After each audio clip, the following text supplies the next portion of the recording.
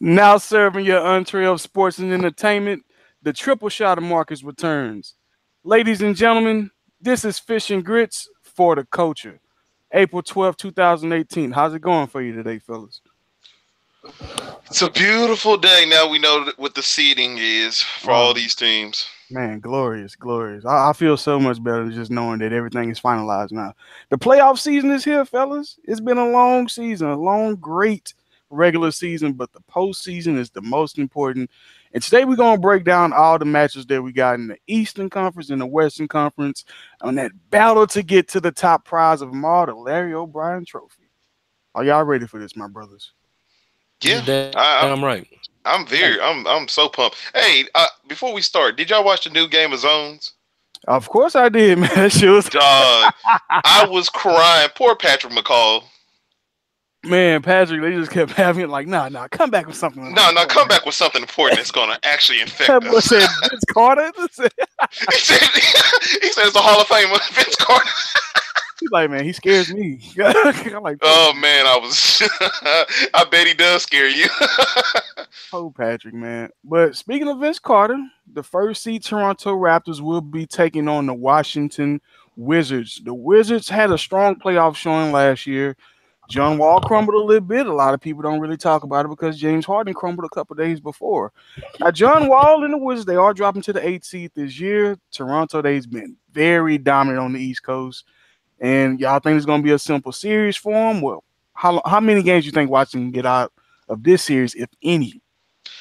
if if this was Washington of 2 months ago when they were on their little hot streak and they were looking fresh and Are then you saying you know without? Is that like a John Wall slug you no throwing no out no there? it's no John Wall slug. Basically I'm, if you know I mean, how hot they were, the Wizards were, and then you adding John Wall to the mix. I would have really said that they could have win this series because Toronto wasn't showing me anything, but the Wizards really limped into the playoffs. And I like to say that the Raptors should handle them in five. I give them the Wizards a game, for mhm. being nice, but I can't really see the It's Wizards really hanging disrespectful. because they just really showed me nothing. And see this 1-8 matchup kind of remind me of last year. You know when you had the Celtics and the Bulls, you had three strong wing players. When you talk about Rondo, That D is true. Wade, Jimmy Butler, this year you're talking about John Wall, Bradley Beal, and Otto Porter. Bradley Beal that played 82 games, might I add, and stepped his ass up, He did. especially as a playmaker. So I feel you with the one game, but it's like man, that's why I was asking, was it just John Wall hate? Because I feel like this team has performed poorly since his return. And you think a all-star caliber player like that would put a lit ump into the offense, but I'm just not seeing it. It seems super stagnant when I'm seeing it. Yeah, It I seems want. like the rest of the team What's has the one quit thing? on John Wall. Yeah, it's like after they He, bashed him, like they took it seriously. They really hate John yeah, Wall. like they don't want to play with him on the court, or the way that they play isn't as productive or efficient when he's on the court, as if to say, well, you think you this, you think you that, but we can Hmm. do just fine without you. I mean, we seen that Cleveland game when John Wall melted down at the end. So Yeah, hey, he did shrink. man, Even then, he did bring him back in the game in the third quarter. But I can understand what you're saying, and I just like to say, I know a lot of people are making reference to the past series that I think what was it 2 years ago when they had a matchup between each other. This is a whole different oh, other, different ball game. This is yeah, a a veteran whole. Toronto hmm team.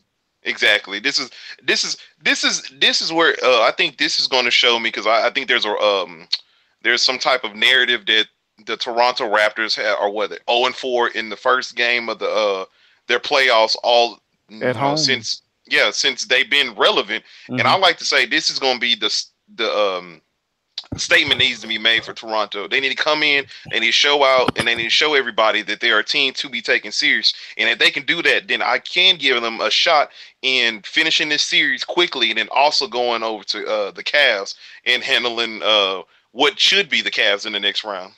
Okay. And Wilson, I know we've been seeing Kyle Lowry struggle in the playoffs the past couple years. But if you was Mm, to put a figure out there as far as a points per game, shooting percentage, 3-point percentage, assist wise, what kind of stats would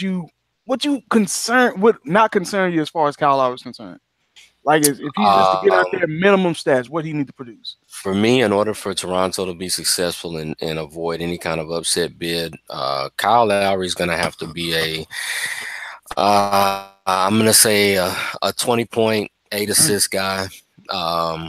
He's gonna have to shoot efficient. He's gonna have to be a good facilitator. He's gonna have to get other people involved. Toronto is gonna have to be a rhythm team when it comes to the playoffs. They're gonna have to be a real example of the parts being greater than the whole being greater than the sum of its parts. They're going to have to go through, they're going to have to really, really embrace that team concept. They're going to have to get focused. They're going to have to come out, like Griffin said, they're going to have to send a message because nobody trusts Toronto. I don't care outside of the city of Toronto, nobody trusts Toronto in the playoffs. Only They're Drake going to have to them. prove people wrong.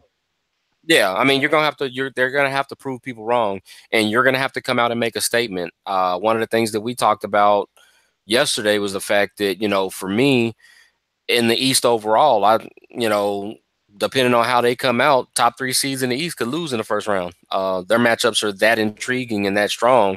Toronto is not immune from that, but Lowry is going to have to lead by example. He's going to have to be that guy. We all know that DeMar DeRozan may be the face of the Raptors, but to me, Kyle Lowry is the heart and soul of the Raptors. And as he goes, so goes the Raptors. So for me, give me 20 points, 8 assists, 3 rebounds, keep your turnover, ratio low. Get the other guys involved, play some solid team defense, and I think they'll pull it out. I honestly think, looking at everything the way that it is and the fact that I'm so concerned with this whole divisiveness between John Wall and the rest of his teammates in Washington, I think that Toronto is going to take that series in 5.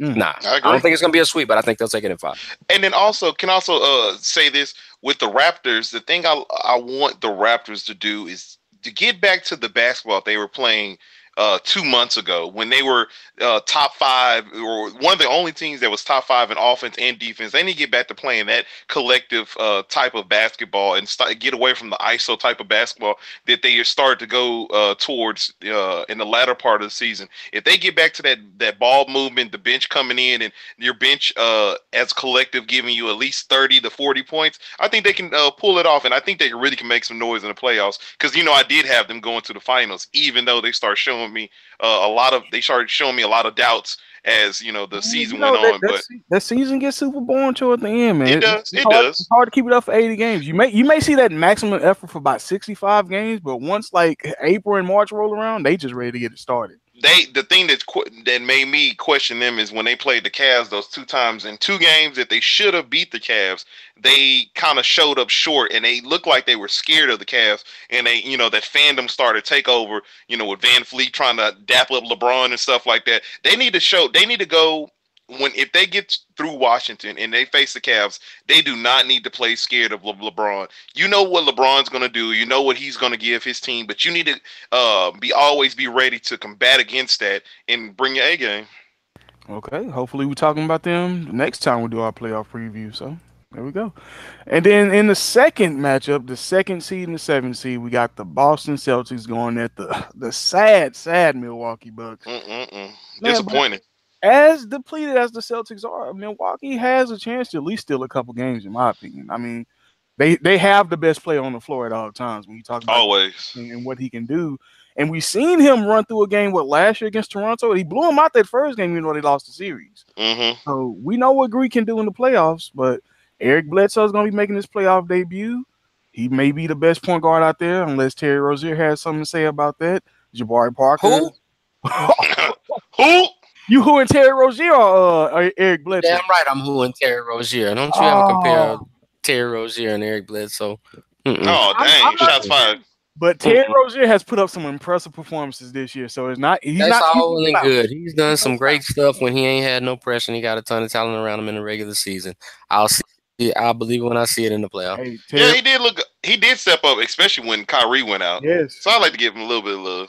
I mean, I give him a little bit of love, but at the end of the day, it's not hard to step up when nobody has any expectations of you. So it's all good. Don't get me wrong. Jaylen Brown and Jason Tatum is still the keys to this series. Like those exactly. You don't have any pressure on you. You're not asked to do the same thing. Rozier in a point guard league still has to put up competent numbers. They can't win without him playing solid basketball. There's no way.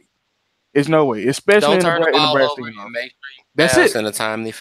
That's all you gotta do. I'm not saying Terry got to go out there and drop 25. I mean, he only need about 12 and 7.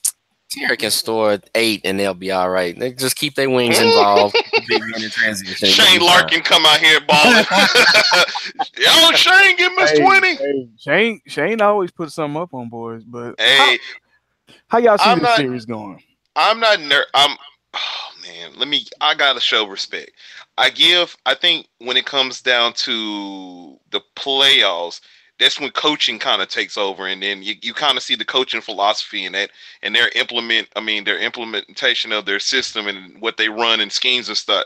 I think Brad Stevenson is really going to show up in the playoffs, especially in his first round, because I think that they can scrape past Milwaukee, but I'm gonna have to give Milwaukee on talent alone. They can at least get 2 games, at least 2 games. And if they win the series, I think this is not. I told somebody this the other day because I think somebody asked me about this series, or they asked me about it today, and I said if Milwaukee was to, if you really look at Milwaukee from top to bottom, they have a better roster. Jabari Parker, that's the key right there. Yeah, there he goes right there. And if Milwaukee does beat Boston, it's not shocking.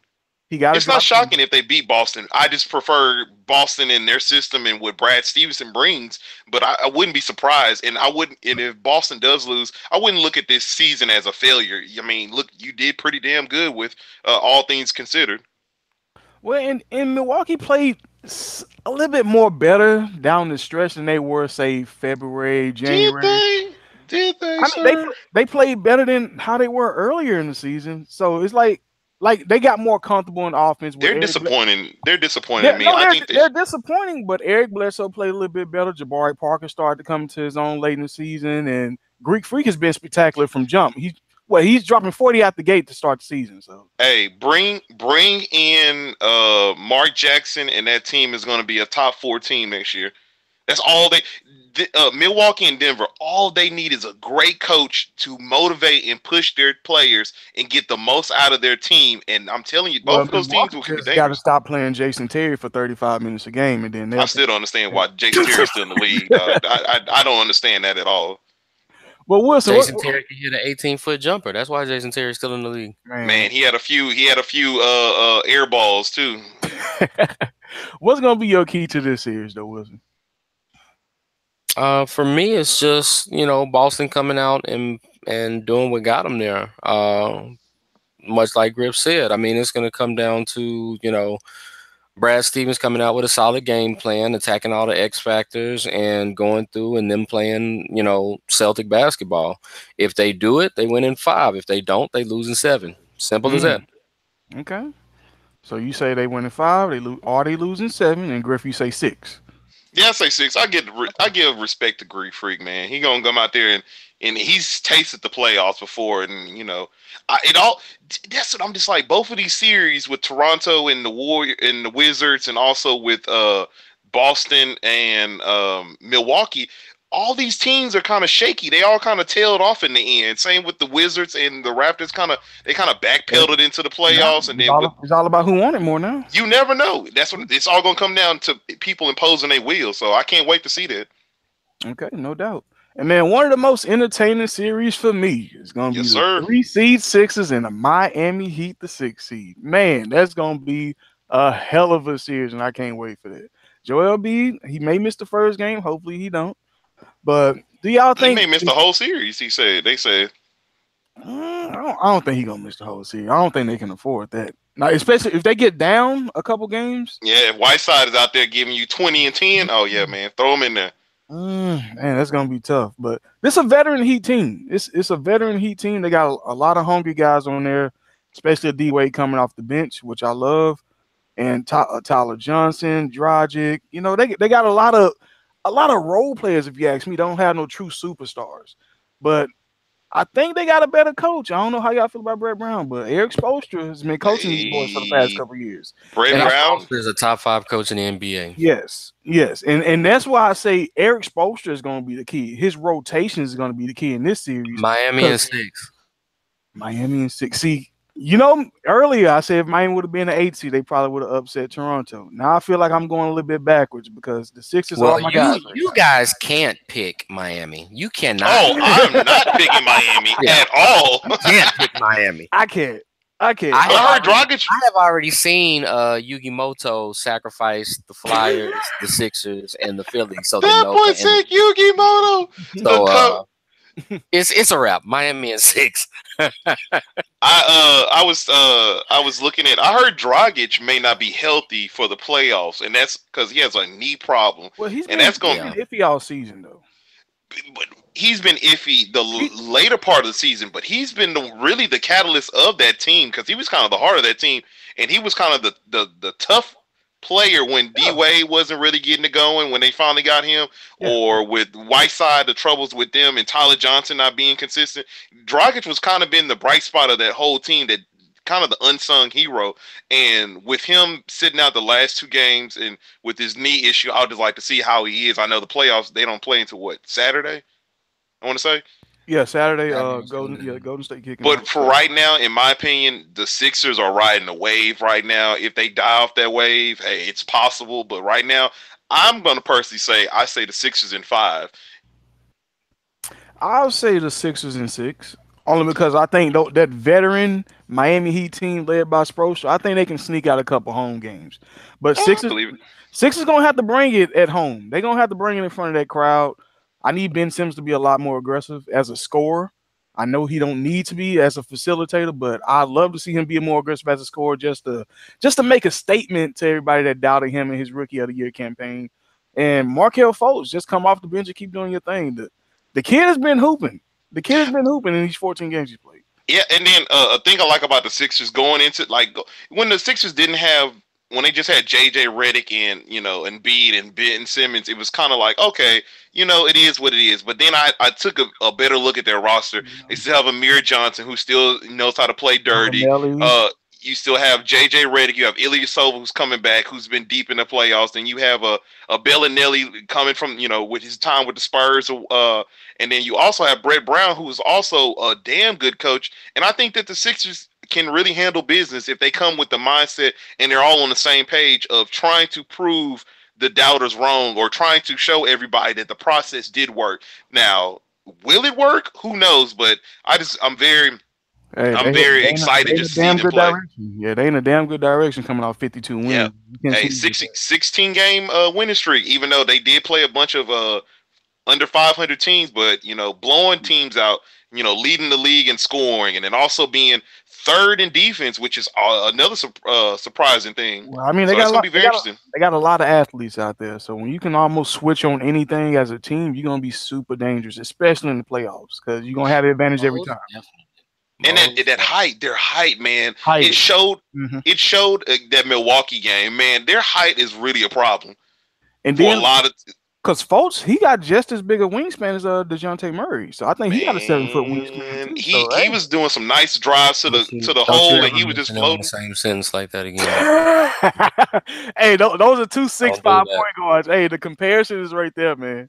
My dude can hit a jump shot and a free. He can. Ooh, shots fired. Folks just gotta get that shoulder. And I mean, you guys are making great points about the Sixers, and yes, we want to see the excitement continue because everybody is enjoying seeing the process come to fruition and stuff like that. But I mean, I went and checked in, and I hate to inform you guys. I mean, they've maxed out on their XP for winning in the city of Philadelphia this year. It's just not gonna happen, fellas. I mean, Nova and the Eagles took all the XP. Yeah, they took all the XP, man. There's nothing else there. There's nothing else there. Robert Kraft went over there to give him a little juice. I'm about to go visit Meek Mill. Give him the juice. Son. It's gone, son. The Miami Heat are about to play this Obelisk the Tormentor card, and it's a wrap. It's a wrap. Hey, it's gonna be interesting because Miami has not been looking good, especially the last month. But the best thing about this series, I am a D Wade fanatic. So to see D Wade in the second round, I would not be upset at that at all. So D Wade and the Celtics, I can pay back. Well, and we having fun with it and stuff like that. But in all seriousness, man, for me, this series can go either way, just depending on certain factors and stuff like that. But the one thing that I will say, beyond a shadow of a doubt, in my personal opinion, I do not think all 3 top seeds in the East are going to make it to the second round. One of them teams is gonna lose. Yeah. One of them top 3 is gonna lose. Somebody is getting upset in the first round. If I had to put money on it, I'd say Boston. if I had to put money on it, I'd say Yeah, if I had to put And money on it, I would say lean that Boston way too. Yeah, I lean that way But too. But it's something about this matchup that just screams trap to me. It see, screams no, the the Heat. Sixers shot their wad with this I'm with win you. streak, The and they Heat, they they if they peaked lock too in and soon. buying, and if they lock in and buying the Spoelstra yet again, they can make a run. They can man, make a Yeah, the- and the key is going to be if Embiid isn't 100% or if he misses games, and you already have a pissed off Hassan Whiteside that's mad because he advantage getting Whiteside. yeah. I mean, that's gonna make it real hard for Philly. That's gonna be a good series. It's going to be a really my good No, series. Embiid has owned Whiteside this season. yeah, he has. Oh But yeah, on top of that, what my problem with Celtics is Celtics can't score, and that's what they seem like they've been lacking in scoring and getting consistent scoring. The defense is always going to be there for the Celtics, and that's the only reason why I think Milwaukee has a chance to beat them. And I just think that the Sixers play a fast pace. If they play that fast paced tempo that they played against Man, Milwaukee, man, it's going to be very interesting. it's gonna be an up and down game. It's gonna be a long night for the Heat and those legs. Oh, I'm ready to talk about this next matchup. Lord, Oh, you talking about King James and these Pacers? Man, yes, sir. and don't come with no upset shit, Griff. The 'Cause ear blower. it's The not ear blower. it's not happening. The Cavs in upset- 4. Cavs with the broom. Hey man, so LeBron somebody is called conserving it. his energy. Cavs with the broom. Somebody called in.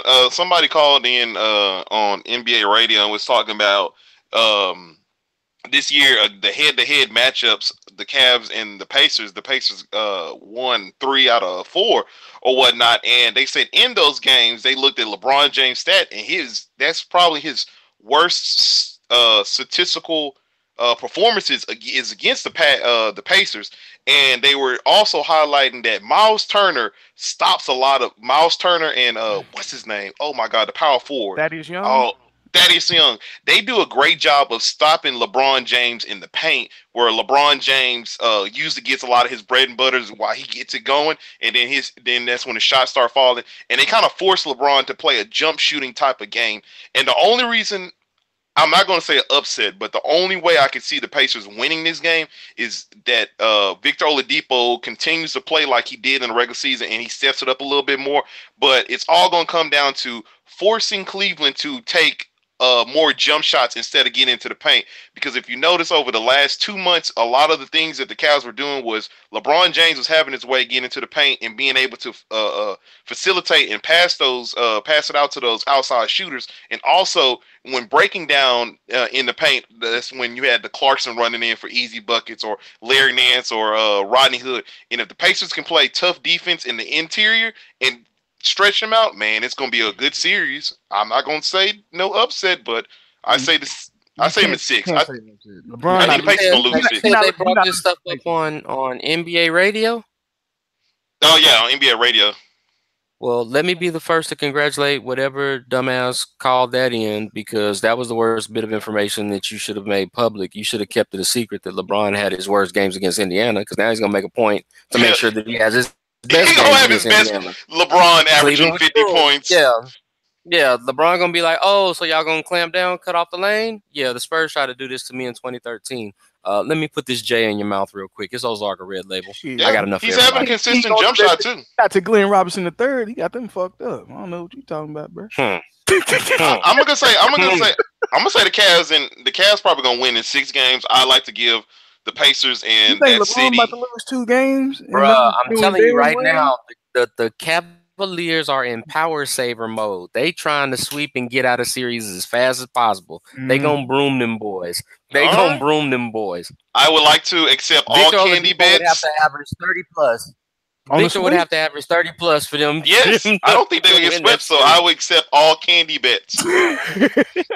All candy bets, please come this way. And it's not just my LeBron hate. It's just I just don't think I think the Pacers really match up pretty well with I the don't know, Pacers. man. We gotta go back and archive some of these podcasts, man, because I think you still in the hole on some of these food bets, man. Hey, you know what? I'm actually when it comes to football, I owe y'all some candy. But when it comes to basketball, I've been actually doing pretty good on my calls. You actually have. I will give you that. You actually have. But I just think the Pacers really match up. They match up pretty well with the Cavs. And the thing is, another thing that LeBron James kind of highlighted, and the thing that he said that makes him nervous about going to the playoffs, is they haven't played with a fully healthy roster together, like to get coherent yet. So they haven't played with their complete roster yet. So it's going to be interesting to see, how they're going to show up. So I mean, hey man, anything can happen in the playoffs, but that when you got the king on your side, hey, dilly. At least you know, bro. At least you know. Well, oh yeah, man, I like to make that a PSA, man. I won't be hating on LeBron much longer. I will not be hating on him much longer. Shifted for him now. I think he has a new target now. Oh yeah, I got a new target. His name is Russell Westbrook. He has made my hate list for life. For life. First he shames my boy James Harden, and then this whole triple-double argument. Oh, hate list. Hey man, it's Russ. It's Mr. Why Not right there. That's just what Russ do. Ain't nothing you can do about that, bro. You didn't start the triple-double trend. Y'all just the ones that hyped it up. Yeah. Oh, that is true. That's it, bro. But then shifting over to the West Side, West Side, West here for Lil. First seed Rockets are gonna be taking on one of my personal favorite teams, and this is not the matchup I want to see because I wanted to see Karl Anthony Towns shine in his in playoff days. I did too. I wanted him to play. And I said I wanted to see. I don't want to regret seeing. I said I want to enjoy it. He's gonna shine. Can I say I want to He gonna shine, but will they get the dubs?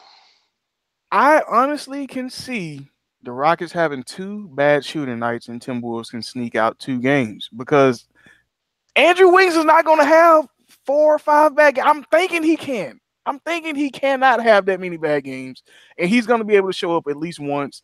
Jeff Teague has been proving me wrong this season. He's actually been doing a hell of a job. Oh, what happened? That was a guy that I said I would not even put in my top 20 as a point guard. And who said that he trusts? Hey, what guy said that they trust Jeff Teague going into this year? Me. Oh, you done patting yourself on the back? No, man, I gotta pat myself, man. I gotta pat. Patting himself on the back. Shit. Sure did. Rip my arm out and start patting my own self on the back. All right, Bucky. On injured reserve. All right, Bucky. Hey, I like Jeff Teague, man. I love that pickup that they had. I love that pickup, and I wish they played the Warriors. Would have been just as good of a matchup, but once again, Jimmy Butler, what he did in that closeout game against the Nuggets, they wish they should have lost. I don't know what the hell Jokic was doing. But he showed those flashes. Taj Gibson.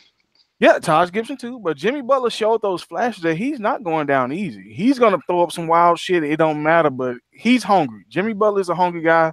I love it that he does it on both sides of the ball. He's going to give Harden headaches. But like I say, I think they can take 2 games from these guys. I think they can beat the Rockets twice. This series, oddly enough, and I know that there will probably be nobody that agrees with me, but this series, in a lot of ways, reminds me of a playoff series I watched in 2014 in the first round when Dallas played San Antonio.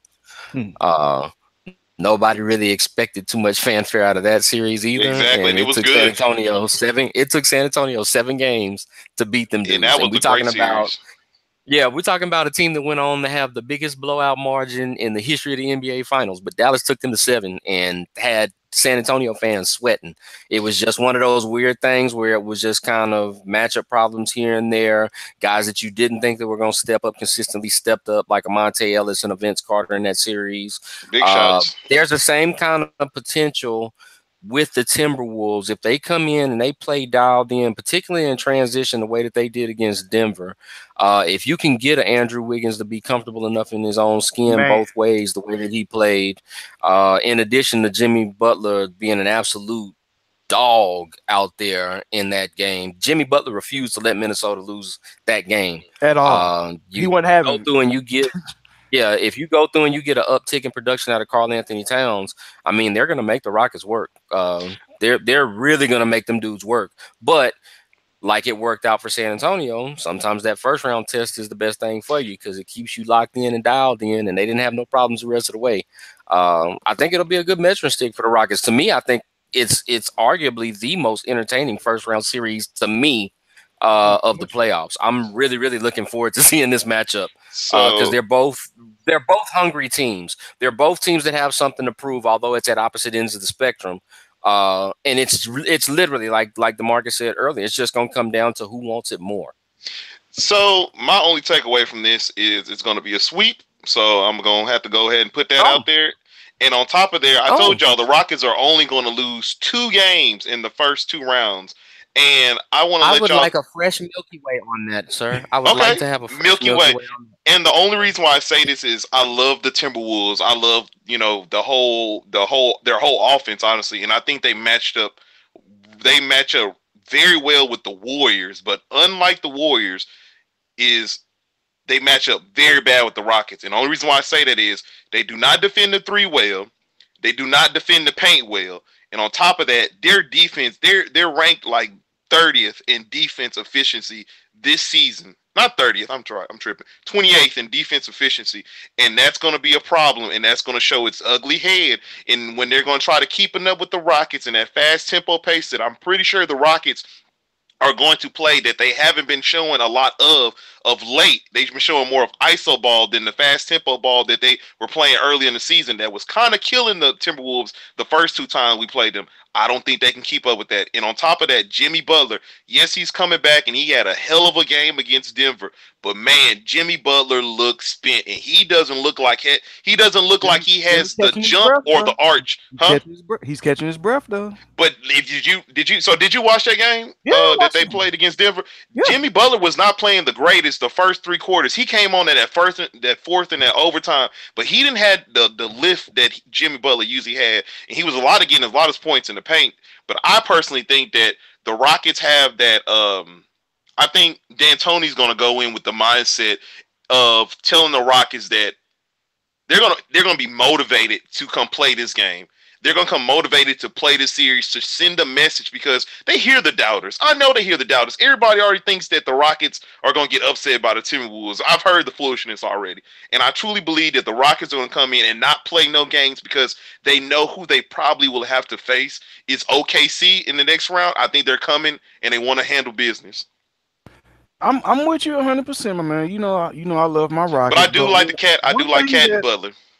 A buddy of mine pointed out to me is when you have guys that's going into a playoff series that probably feel they shouldn't have been there and got nothing to lose, that's pretty scary. And you bring in money. But what team? Listen for a minute. When you talk about Derrick Rose, when you talk about Jamal Crawford, when you talk about Jimmy Butler, these are veterans that are hungry and they want something to prove.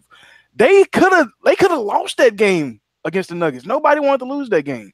Minnesota wanted it more. Taj Gibson wanted it more with the late strip. So this is not going to be easy. This is not going to be easy, bro. Especially Tom Thibodeau. Right. This is one of our former defensive coaches. I just want in on this sweep candy action. It's going to be a sweep. I'm telling you. I just think what you're doing is what a lot of people have done over the past a few months when it came to the MVP argument or the glorification of let's slide Westbrook until the MVP conversation. You're taking about what you've seen right now over the past 2 months, and you're thinking that this is how the Timberwolves are. It's all what I'm trying to. You got to come into the postseason with a bang, and the Timberwolves. But this is the thing about it. In game, they actually won a playoff game already. But guess what? The Timberwolves. But the thing about this, the Timberwolves are not great at closing games at all, and they have not been the whole entire. Hold on. And they closed out a game to get into the playoffs. Bro, they closed out a game against Denver, and we already seen a great Denver. Let me tell you this right now. Let me tell you right now. There's the only reason why they won that game is Murray was not coming back healthy. Murray was the key point because Murray was the one that went on an 8-0 run and tied the game. But hold on, but let me tell you right now. You look at his stats. Murray didn't always. He was the guy that leads Denver in scoring, and he's coming back off an injury. He only gave Denver only 23 minutes of play. And if he would have gave them if he wasn't hurt, and he would have gave them the type of energy that he's been giving them all season, Timberwolves would not been in the playoffs. But I'm telling you, they here. I'm telling you, what happened. Not the That was a great. Guess what? Do you remember? Marcus, let me ask you a question. Do you remember when the Spurs lost to the Pelicans on that last game for the Pelicans to get at the 8th seed? It was 3 years ago. Do you remember that? And everybody was like, "Oh man, guess what? Anthony Davis and that squad is ready to go." And what happened? Eric Gordon got hurt. Guess what? But they still got swept. I'm telling you, I don't think that. I think we're in love with the parts of the Timberwolves, but as a whole, I'm telling you, they're not consistent at all. They're not consistent. I'm with you right there. But I'm gonna give you. They may win too. Yeah, they could win too. I'm not saying that they can, but they could win too because they have the And makeup of a team that can upset the Rockets. another shocker is when we swept the Timberwolves in our season matchup against them. And the thing about that is they had Jimmy Butler for all four of them games. Except No, they had him for 3 games. They didn't have him for that last game, but the last one they was had the him. closest one without Jimmy. Yeah, that was the closest, and that's when what was going on. That good old fatigue was kicking in. Like you said, the players start getting tired of the season, and it kind of gets boring. You remember we were up by 18 points on the Timberwolves, and we kind of just like, we let them back in there.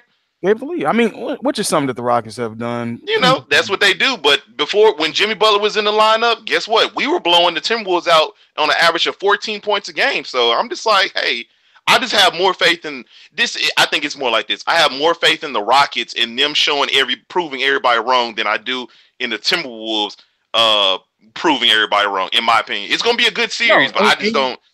And as a Rockets fan, my man, you should. I'm with you. Oh, I'm not trying to, and it's not even. It's just okay. Even being a Rockets fan, it's just seeing that the Rockets have shown me throughout the year. They kind of showed me. They kind of eased all my doubts that I did have for the Rockets, and I would have for the Rockets. So if the Rockets come out there and shit the bed and they lose, then I'll be like, you know what? They really fooled me. They really fooled the shit out of me. But it's like they really showed me that they can win close games. They can win games where they have the high lead and they'll lose it. They showed me that when James Harden is not going, Chris Paul has showed me in the past 3 weeks that he's there to close the team. I mean, close the games for the squad. Pissed off Chris Paul that we seen against the Lakers. That was looking really nice. I need that. But I need that too. You know, enough about Houston. We'll get back to us. Let's shift over to the number 2 Golden State Warriors and the number 7 San Antonio Spurs. Get them Spurs. I got to start off with my man Wilson, of course. What are you looking forward to seeing in this series? We're talking about a DeJounte Murray that's coming off a great playoff performance last year. Now he's a starter. LaMarcus Aldridge has solidified his position as this is his team for the immediate future. And Rudy Gay's been playing pretty nice these past couple of weeks. So what kind of expectations do you have against the wounded Warriors? I'm looking forward to seeing the young guys, Murray, Forbes, Bertans, get valuable playoff experience. I look to see LaMarcus kind of, I guess, get a little bit of redemption because he had a terrible series last year against the Warriors. I do not think that will be the case this go round. Who did you say? I'm sorry. LaMarcus Aldridge. Oh, yeah, he's going to ball. LaMarcus Aldridge had a terrible series against the Warriors last year. He did. In the conference finals. But look at the bounce back season. Look at the bounce back. But that's what I'm saying. I'm looking for him to correct that. I look for him to be a little motivated and kind of get out there. I look for them to push the Warriors kind of hard because the Warriors lack leadership right now. Their leader is on the bench for this series until further notice. Yeah, they still have the star power. Yeah, they still have KD and Draymond and Clay. But as we all know, they play different when Steph is not in that lineup. I don't have any wild expectations of upsets unless the Warriors just completely shit the bed. But for me, I wouldn't be surprised if it was Warriors in 5. That's kind of par for the course for me right now. I think that it'll be a close series. I don't think that there'll be any blowout games. But I think that the Warriors will probably try to do their best to take care of business and get their active players as much rest for the second round as they would, anticipating Steph Curry to come back. So they'll try to stay dialed in and be focused. And one of the things that I touched on before when it came to the Spurs against all of the current playoff teams in the West, they are a combined, as of yesterday, 1-14 on the road against playoff teams in the Western Conference this season. So it's not a lot in the way of high expectations. If they win 1 or 2 games, it'll be in San Antonio. They are completely night and day different on at home. Yeah, they are. And not having a home field advantage does not do them any favors. That is true. They are terrible on the road. I didn't know they were that terrible on the road until I saw it the other day. And their first losing season on the road in 20 years. And for that, I think I'm going to go ahead and what was your prediction so I can get mine? Oh, for me, I got Warriors in 5. Okay, I say the Warriors win in 5 if they win Game 1. If they lose Game 1 to the Spurs, I like to say that the Spurs are going to win in 6 games. I mean, And the only, If the Warriors give up game 1 to San Antonio, they deserve to lose the series. and exactly, and that's what it all comes down to. Because if Spurs come in there and they set that tempo and they're fresh, they're gonna be fresh. I really see this is a last hurrah of them giving all their effort with Manu and TP, and then like you said, Rudy Gay's been balling, and then DeJounte Murray is still there, and then they still have Anderson, and they still have LaMarcus Aldridge, who's been a godsend. I mean, one of the things that makes this season different for San Antonio is the fact that for the first time in a long time, San Antonio goes in the playoffs with absolutely no pressure and absolutely nothing. And I love it. And I love it. They literally have nothing to lose, and they have absolutely no pressure on them at all. What the Spurs need to do, they need to put like a little ramp in like the middle of Oracle, then have like the Rey Mysterio pop out, and then Kawhi Leonard, Kawhi comes out to some Goldberg music. Look, dog, how funny would that be? Is like it goes dark and all it say is the claw.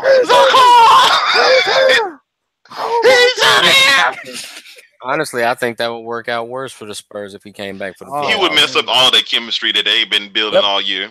You would literally lose 3 games trying to get him into a rhythm, trying to get him to shake the rust off. And that's it's no point. And that's why I feel so. Oh man, I feel scared. You know what's scary about what's scary about the Warriors, and you know, going into the playoffs. There's one thing that I've noticed. We have heard nothing at all about Steph Curry and his injury and how he's doing and his rehabbing.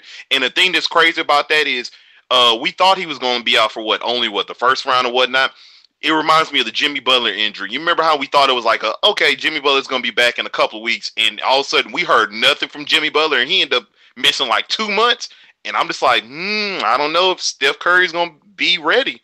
And that's the problem. Oh, he'll be ready. You think so? I mean, I've been hearing there's no practice videos. There's nothing of Steph Curry. And you know, in today's social media, need to be. There's one thing that makes Steph Curry's case a little more unique as opposed to other players like a Kawhi Leonard or a Jimmy Butler and stuff like that. Unless the injury that Steph Curry has is to the wrist on his shooting hand, he don't really need all that practice video and stuff like that. Mm-hmm. What Curry does and what Curry brings to the table is stuff that comes natural. You don't need practice to bring the best elements of Steph Curry's game to the table. He'll still be hurt. He'll still keep his conditioning up and stuff like that, but you have to look at how they use Steph Curry. You have to look at the lack of physicality that's involved with Steph Curry's game and stuff like that. It's not like it's a high risk like it would be for a Butler because he's a dog on defense or a Leonard because he's a dog on defense as it is for a Curry. Curry is relatively safe as far as the amount of physicality he's going to experience. He's not the dribble drive guy like a Derrick Rose or anything like that. The ultimate luxury that you have if you're the Warriors is the fact that you have your best player coming back from an injury, but he really does not have to be 100% effective for him to still go out there and help you destroy teams. It's going to be interesting. That is a very unique luxury. I just remember Steph Curry in 2014-15 when he came back and he was not healthy at all. He had a horrible playoffs from start to finish. Oh, yeah. So it's gonna be interesting. Yeah. It's gonna be very interesting, and I'm going with the unconventional and stuff. I think the Spurs gonna come with it. But that year that he was hurt and played horrible in the playoffs, how'd the team finish? Oh yeah, they got the chip, but guess why they got the chip, man? Remember, my boy LeBron was hurt. Remember hurt? You remember LeBron? There's a lot of injuries going around in the league right now. It's a lot of injuries going around the league right now. There are still injuries yet to occur. It happens. I just, man, I'm on the other side of the fence, man. I'm just really scared. Y'all just make sure that Chris Paul got that knee sleeve on when y'all roll around for game 1. Chris Paul got those knee pad warmers, man. Y'all need to make sure that man stay bolted up, RoboCop down, battle armored up, whatever it takes. Because again, that's one of the things. That's one of those side effects about the playoffs and stuff like that. It's gonna get a little nastier. It's gonna get a little bit more physical. People gonna be doing what it takes. Those kinds of things can occur. Ask Kawhi. Yeah. Oh man, that's a prime example. And here we go full circle with the same matchup. And then the 3-6 matchup, those Portland Trailblazers and New Orleans Pelicans. Upset.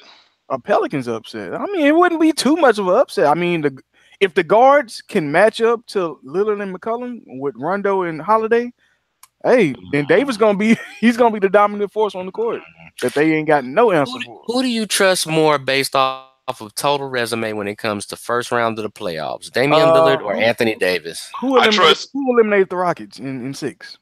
I'm just saying, I never really count out Damian Lillard when it comes to the first round of the playoffs. That dude steps up, man. We know what Rondo. Playoff Rondo is all. Not Dallas. Playoff Rondo is a whole nother ball game, and they should have won before Rondo. Playoff Rondo is a beast. But when's the last time you saw playoff Rondo? When he was with the Bulls last year. Before he got hurt, he was killing. He was shutting. Isaiah Thomas couldn't breathe. It was Isaiah Thomas. It was Isaiah Thomas, but it was just he lifts up that whole. He lifted up literally that. Well, it was the D-Wade effect too, and then Jimmy Butler. But I like to have faith in Anthony Davis because he's shown it in the playoffs that he can ball, and he's at a level right now that he's just out of his mind. And if Mirotic can give you at least 18 and 10, what he's been giving you. It's going to be interesting. The X factor for New Orleans. Exactly, because if he can give you 18 or 10, steps up and keep that production high, they're really hard to handle because then you legitimately have to put yourself in a position where you can't double team Anthony Davis on the block. If Mirotic is hitting on all cylinders, it literally makes you have to play everybody face up, one-on-one. You can't cheat. You can't come a weak side or help side because they're going to kill you on the pass out. He's a good inside outside guy. He's a huge X factor in that series because I really don't think that Portland has anybody that can defend him. And then Aminu's going to be Aminu and Nurkic going to be the X factor for the Blazers. If they can give you some legitimate minutes and give you some good production, then Portland can win this. But if Nurkic can channel his inner Arvydas Sabonis, they'll win in. Man, what you think the Blazers gonna win in 6? You said? No, I'm saying if Nurkic can have a big game, not only offensively, not only crashing the boards, but facilitating and passing out of that block and stuff like that, and keep Lillard and McCollum out there as legitimate threats on the wing, I would actually pick Portland in 6. I mean, I can agree with that. If Nurkic is on, that means that Mirotic and Anthony Davis are having to play both ends constantly. That's going to play a factor. They're not that deep in their front court as far as overall depth goes. And if they're clicking, you add that to the fact that McCollum Lillard backcourt can get hot on you in a New York minute.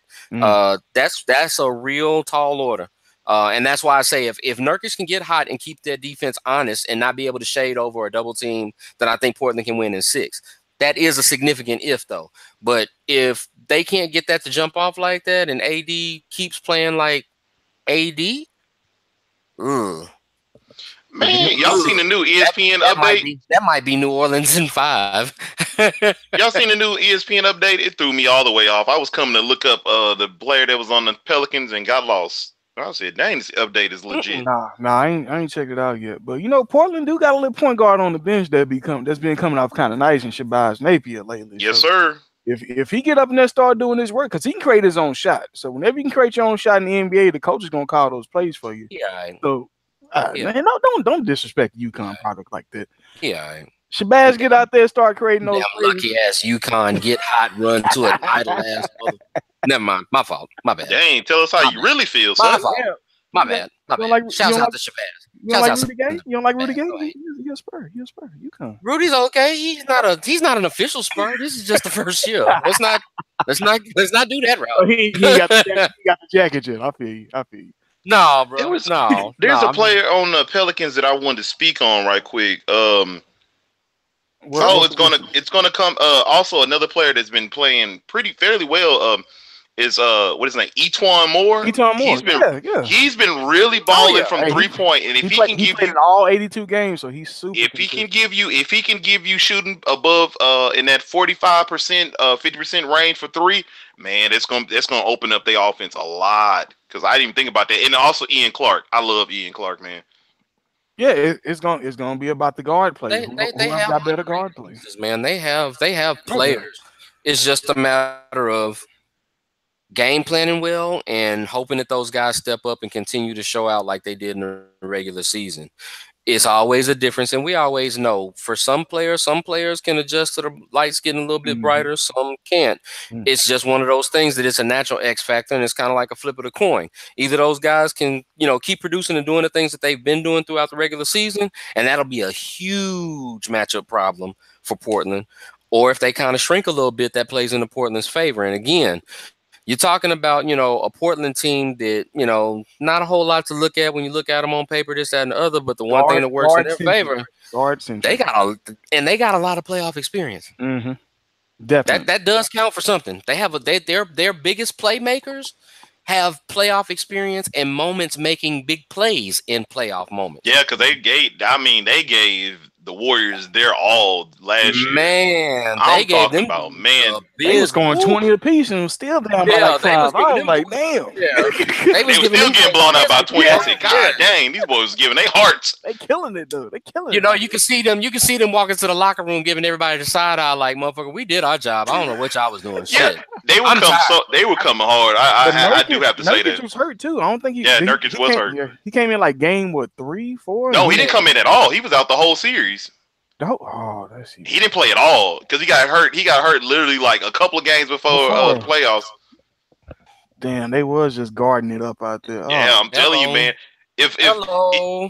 Man, let's keep it real. Let's keep it real. If either one of these teams play the Warriors in the second round, they're going to push the Warriors. They're going to push the Warriors hard because the thing I like about what we talked about with Rondo is just say that the Pelicans did win and they make it to the second round and they play the Warriors. Curry coming back, you're going to have Rondo pestering Curry. And on top of that, they have no answer for Anthony Davis and Mirotic because they really kind of ran amok against them. The funny part about that, though, is in a second round matchup with those guys, if Steph Curry comes back and he's closer to 100% than, let's say, 50%, the problem is going to exist is this. At some point in time, they're going to have to pull Rondo off of Steph Curry because I guarantee you Steve Kerr is going to make Klay shoot like 30 times a game. And that's going to be a problem. See, and Go for it. I was just gonna say, I just didn't think that Curry's gonna be 100%. I don't think he's gonna be 80%. I think he's gonna come back by 70. I agree. But I mean, it goes with that same sports adage. At this point in time in the season, there's no player in the NBA that's played a significant amount of time that is 100%. You know what I'm saying? That's true. I'm just saying, like, as far as like, if he's closer to being the Curry that we know, as opposed to, he limping, they monitoring his minutes, that type of situation, it presents that interesting problem because yes, I think that Rondo is going to be assigned to shut down somebody, but it's going to be that pick your poison type thing because they don't have enough on that team to guard Klay and Curry at all. And I think that Kerr is going to force. I think that Kerr is going to force that issue, and whoever Rondo isn't on is the dude that's going to have the green light. Yeah, and that's going to be frustrating. You better step your defense up, Holiday. Man.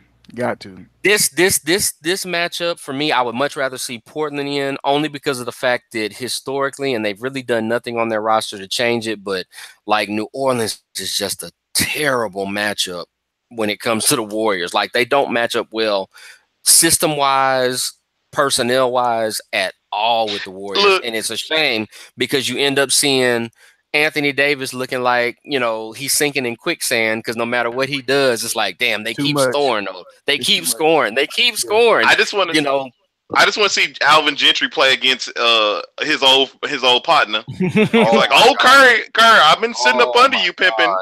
Yeah. Remember, you were the president of basketball when I was up there to coach with the Suns. I know your tendency, son. Okay. Remember me?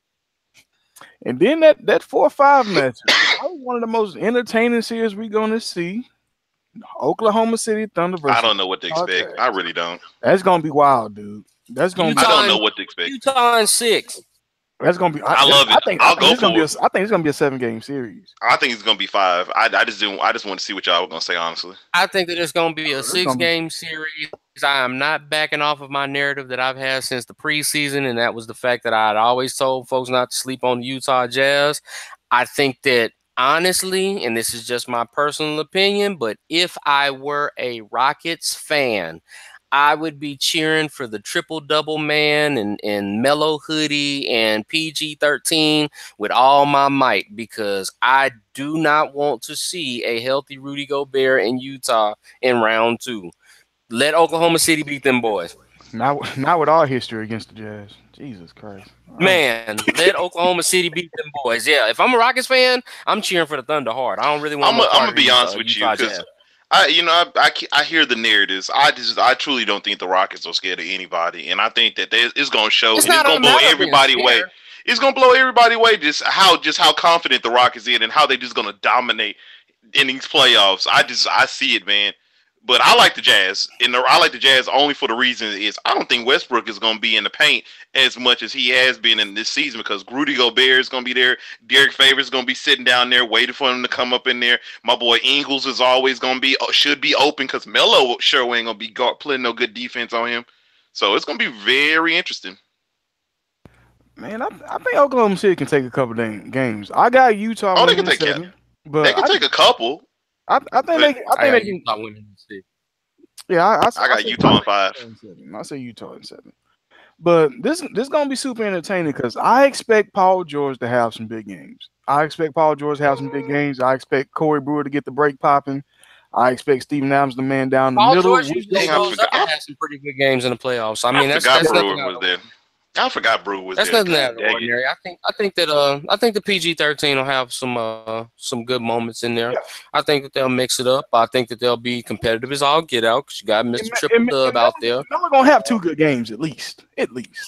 Yeah, I mean Melo is gonna be Melo, and that's another thing too that I know it's so hard for people to kind of remember, but Melo actually, when he gets a chance to actually have a team good enough to make it to the playoffs, he usually plays pretty good in the playoffs. He hoops. Yeah, he plays pretty good in the playoffs. It's just been so long since we've seen a playoff Carmelo. I mean, but that's what was that 2014, 15? We I think the Heat. He was like a 7 or 8 seed. It was pretty bad. It was pretty sad. No, when he was with the Knicks. You remember when he was with the Knicks? They had like a third. Yeah, they played the Heat though. His last playoff series, he lost to the Heat. Yeah, his last playoff series, he lost to the Heat. Yeah, but man, I think it's gonna be pretty entertaining. But I do want to just see them dog it out. I think it's gonna be low scoring, but it's gonna be a pretty damn exciting seeing Mitchell and Westbrook go at it. It's kind of like the future versus the guy that's in right now. You know, this is Russell Westbrook.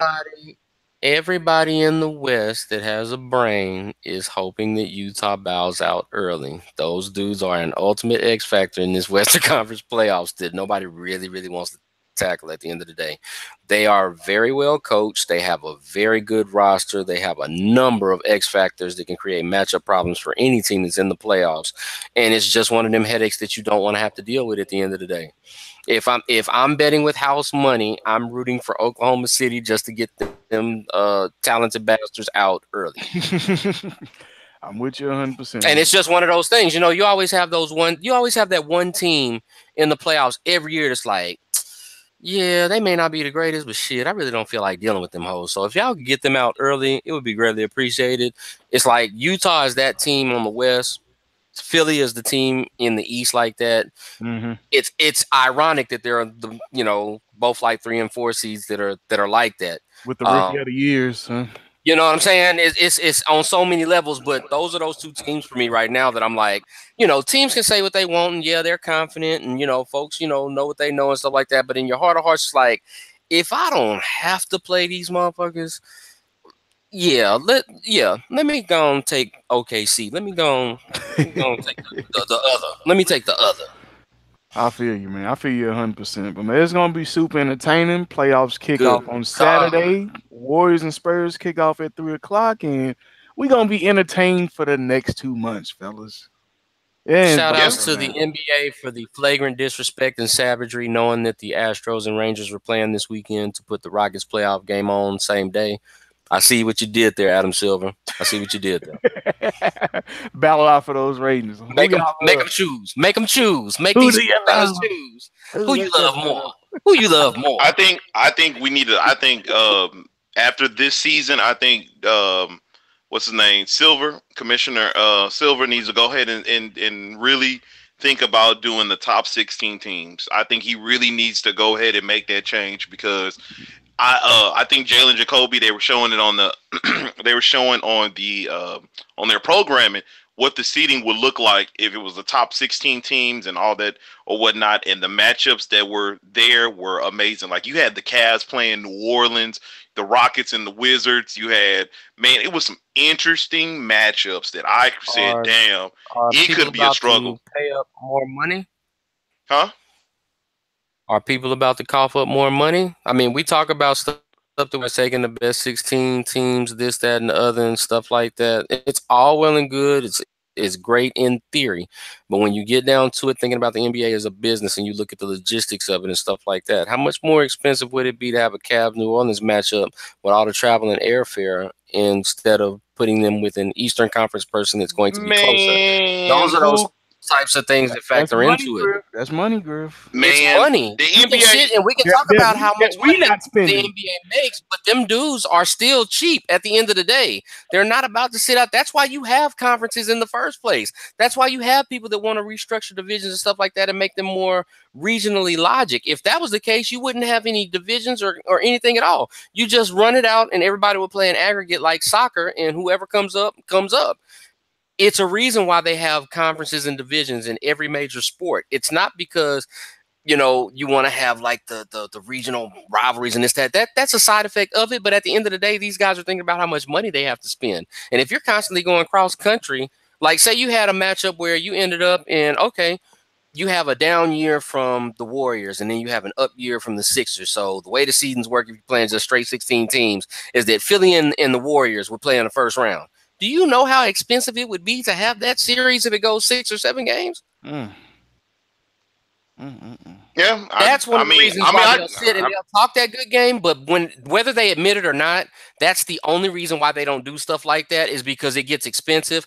And then on top of that, all of the folks nowadays that think that they sports gurus and want to dive to the excuse of, oh, well, my team was jet lagged because they had to constantly fly across country and they had to go from West Coast to East Coast and this, that, and that. You would literally have to make a 7-game series between the Warriors and Cavs be like the NBA Finals and last like 2 weeks to justify them being able to get enough rest in between cross-country flights and all that good stuff, or somebody's going to scream bloody murder, file a grievance, this, that, and the other. There's so many things that you can stack on top of that because it gets folks out of a comfort zone of what they're used to historically as it pertains to the divisions, the conference breakdowns, the playoffs, et cetera, et cetera. Now, us as fans, yes, of course, we want to see whoever the 16 best are. We don't give a shit about none of that. Y'all billionaires. I don't give a fuck about y'all's plane tickets.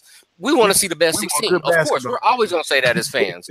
But that's what they're going to come back with on the business side. They're going to be like, it's not money logical. It's not practical from a financial standpoint. It's not practical from the Players Association standpoint. They'll be like, well, my guys got to fly across country. They won't be 100%. We're going to lose these games because of this, that, yada, yada, yada. There's so many politics that will come up as a result of trying to do stuff like that. And that's why I think that it'll never happen. But we do want it to happen, Griffin. You damn right. I want to see the best of the best at the end of the day. Don't get me wrong. Yeah. That's all I want. That's all I want. That's all I want is the best of the best. And I'm just like, man, just the fact that we can't have Denver in the playoffs, because I just think if they could get hot, man, they could be a problem for a lot of teams. But I mean, but you go through and you think about it historically, though, and you look at it on that same scale and, oh, let's say we get the 16 best teams and this, that, and the other. I mean, would a 95 Rockets have made it to the NBA Finals under that format? Oh shit! No, they wouldn't have. But I'm talking about just of now. But see, this is what I'm saying though, and we would have been deprived of one of the greatest playoff performances in the history of modern basketball because of that. That's why I'm saying everything is a double-edged sword, because you can't tell me that looking at the Rockets in the regular season, it wasn't that much to look at, but when they got to the playoffs, they turned it on. That shit was awesome to see.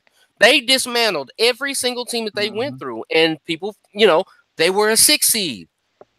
You know what I'm saying? Would it have been one of those things that record-wise, whatever, what have you, would they have gotten a better matchup? Would they have gotten a worse matchup? It was just straight 16 teams. You know what I'm saying? Would we have been able to see somebody like an Allen Iverson make it, drag his team to the NBA Finals with Philly against the Lakers if he had that format? You know what I'm saying? It's a lot of great moments that we've seen in playoff and in NBA Finals history that if you have that revision to it and you go with just, we want quote unquote the best 16, well, you never know. Like y'all's old folks say, you never underestimate the heart of a champion. Well, that's creating new history. I mean, that all that shit happened in the past. Let's start new. I feel you. Anything that would retroactively help me take a ring away from the Rockets, I'm all for it. So it's all good. Jesus Christ. Don't. You saw that? You saw what I did with that, DeMarcus? You saw that?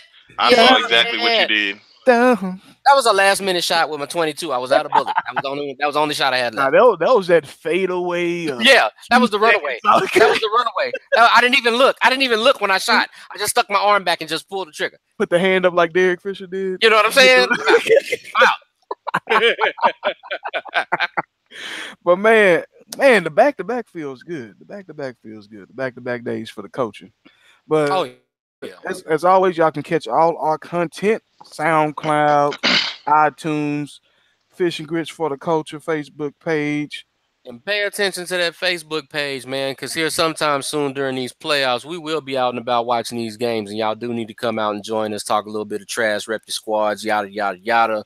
Because that's what the culture demands. That's what it's all about. Yeah, that late. I mean, Sunday at 8 o'clock, I was like, oh, that ain't gonna work. And don't. No, bro. I was like, they was some whole hoes for that. I was like, how in the fuck? Me and DeMarcus talked about that literally. I think we talked about it on Sunday. We said, watch the Rockets get like a 7 or 8 o'clock game. And bro, honestly, they should have switched the Rockets game with the Warriors game. The Rockets game should have been Saturday at 3, and the Warriors game should have been Sunday night. We said that exact thing. Crazy to me. That's crazy to me.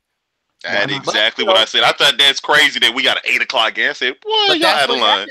That's what happens when you're the number 1 overall seed. You get all the prime time looks, baby. I will say this. I wouldn't be surprised if the Rockets wanted that because Houston has a hard time getting to those games on time, especially down here. So I mean, Harden can sleep in. He's good. A nighttime game, it'll be a lot easier for everybody to get up there, have a packed house, and have that real home court advantage rather than that's what we need. Yeah, easier to catch that Uber afterwards, the V Live, or Dream, or wherever it is. Yeah, if we had a game at 3 o'clock in the day, no fans would be there. We are too busy bullshitting on our Saturday. That's sad, man. Y'all ought to be ashamed. We have the worst fans ever. I kid you not. I think the Rockets have the worst fans. Those tickets are high. Those tickets are. It ain't even. No, I'm gonna be honest with you. Sorry. It's not even priced. It's not even priced. I'm gonna tell you, DeMarcus. You're the best team in basketball, and you still can't show up for games. Let me tell you, Marcus. Let me tell you this. Back in 2015, I went to at least, I think, how many games I went to? Like 6. Every game, not 6. I think 2014 and 15. I went to at least like 12 games. Every game, we are dead in there, and I'm talking about the seats where you supposed to be pumped up, the mid-level seats. Man, no, I'm not even talking about that's high up in the sky. I'm talking about when you like right behind the goal and in that area right there. It is dead. I mean, people were looking at me crazy because I was getting turned up, but I'm like, what are you doing? It is dead. We have the worst fans in the NBA, and you know what? There was an article that was written last year talking about how the Rockets have the worst fans in NBA. We posted about that on Facebook. We had a little chat attend the game, because those are the rich white folks. If you want to be completely honest, the people that got the suites and they just there for show, just because they ain't crunk at all. And I said, calling a spade, man, and being honest, man, you got to be all in if you're gonna be all in, man. Because I mean, if we're gonna break it down to demographics and stuff like that, I mean, every other sport in this city, when they teams get good, they get the full-on support. No questions asked. When the Texans is hot, they get full-on support. When the Dynamo is hot, they got full-on support. When the Comets was hot, they got full-on support. The Astros got full-on support. They raised their prices by like 140% this year, and they still getting support. You know what I'm saying? So for me, it's just kind of hard to digest. It's kind of hard to digest when it comes to the Rockets. I stood in line last week trying to get that free World Series ring. You want to know how many black people I counted in line? Probably about 10. Probably about 10 out of 20,000 people out there. Bro, it's all about who actually attends the game. Like, fans are super cheap because sometimes we pay what, $300, $400 for cable. Some people, I know y'all stream for life. I feel you, Wilson. But these tickets are expensive, dude. Like, they are, but if you my thing is this, and yeah, we can sit and we can say this and stuff like that, but it ain't gonna be no empty fucking seats for Jay-Z and Beyonce. Exactly. And them tickets ain't cheap. But them tickets ain't cheap. It doesn't justify the logic to me. If you're gonna be cheap about everything. And if you're gonna sit up there and buy a ticket, if you want to pay these tickets, at least be into the game. Give some type of effort. What we do is when we get to the game, it's literally no effort. There's nobody cheering on and stuff like this. And then I hear the narrative, oh, well, guess what? The Rockets always disappointed in the playoffs. Man, it's teams that wish they could even make it to the playoffs. You better go up there and show and get behind that squad. Shit, like Marcus said, we got the number one fucking team. They have the second active longest streak of playoff appearances in the NBA right now. I mean, it's not like they just making it to the playoffs for the first time in like a decade or some shit. And I'm gonna have y'all blaspheme just so you can see like the difference. Y'all gonna have to come to like down I-10 with me and go to a Spurs game, because as entitled as we are as fans and as much success as we've seen and stuff like that, I guess one of the positive benefits of being the only thing in town, every single Spurs game from the first preseason game to the last playoff game is a fucking party. Yeah. Full participation, full sellout. They get it in.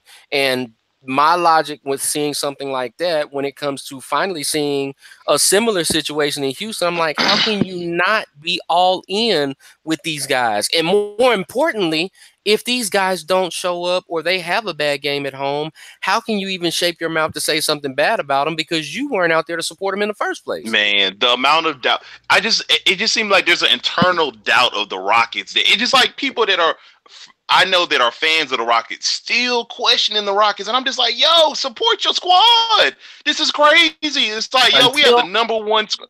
Until they are out. Until they are out, they have a shot. That's the number one rule in sports. Until you are out, until somebody says you're eliminated, until you have less points than the other person and that scoreboard's got triple zeros on the clock, you are still in it. Ask Cleveland from a few years ago. Just because you down 3-1 don't mean shit. Ask New England. They was down 28-3. Just because you down that much don't mean shit. Until them scoreboards hit zero, until it's all said and done and the official says, hey, man, you lost, clear the field. You still have a shot. People can talk about narratives. People can bring up this and that. I love poking fun with Houston fans and talking about the past and, oh, well, you know, they've never done this and, oh, well, you know, they're going to do this and do that. But the bottom line is this. We don't know what the future holds for the Rockets because they have yet to write it yet. None of these teams have. Anything can happen in the playoffs.